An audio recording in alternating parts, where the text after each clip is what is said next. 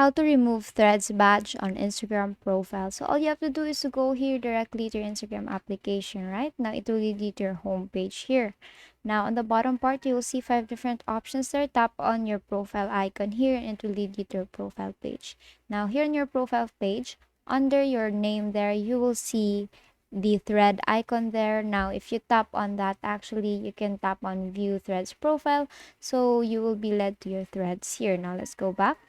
Now, since you want to remove Threads badge on Instagram profile here, so let's say you want to delete that or erase that, you just have to tap on that, and then here on the bottom part, you will see hide badge. Now, tap on hide badge.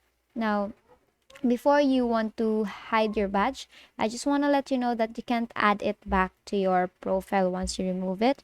So, if you tap on remove badge here, now you have successfully removed Threads badge on Instagram profile, and you cannot actually add it back again, even though if you go here to your edit profile. And basically that is it. That is how you remove Threads badge on Instagram profile, and that is all for today. If this video helped you, please give us some thumbs up and subscribe to YouTube channel for more tutorials. Thank you for watching.